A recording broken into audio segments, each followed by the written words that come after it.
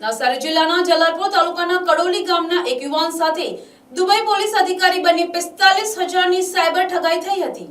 આ કેસમાં મરોલી પોલીસે ટેકનિકલ તપાસના આધારે 45 દિવસમાં મધ્યપ્રદેશથી આરોપીને ઝડપી પાડ્યો છે।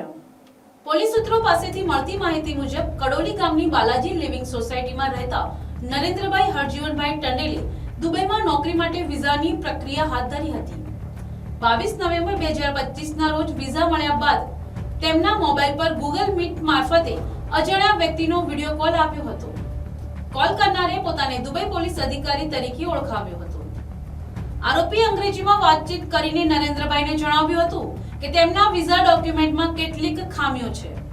આ ખામીઓ દૂર કરવા માટે ડોક્યુમેન્ટ વેરિફિકેશન ફી ભરવી પડશે, અન્યથા કાયદાકીય કાર્યવાહી થઈ શકે છે તેવી ધમકી પણ આપી હતી। બાદમાં આરોપીએ WhatsApp વિડિયો કોલ કરીને વિવિધ દસ્તાવેજો માંગ્યા હતા અને વિશ્વાસમાં લઈને ગૂગલ પે મારફતે રકમ ટ્રાન્સફર કરવા જણાવ્યું હતું। આરોપીના કહેવા પર નરેન્દ્રભાઈએ પોતાના SBI બેંક ખાતામાંથી કુલ 45,000 રૂપિયા ટ્રાન્સફર કર્યા હતા। થોડી જ વારમાં આરોપીએ ફરીથી 80,000 રૂપિયાની વધારાની માંગણી કરતા નરેન્દ્રભાઈને શંકા જાગી હતી। તેમણે તરત જ કોલ બંધ કરી દીધો હતો અને તપાસ કરતા તેઓ સાયબર ઠગાઈનો ભોગ બન્યો હોવાનું બહાર આવ્યું હતું।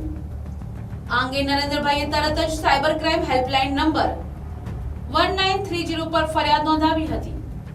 તે સમયે દુબઈ જવાના આયોજનને કારણે તેઓ પોલીસ સ્ટેશનમાં રૂબરૂ ફરિયાદ નોંધાવી શક્યા ન હતા।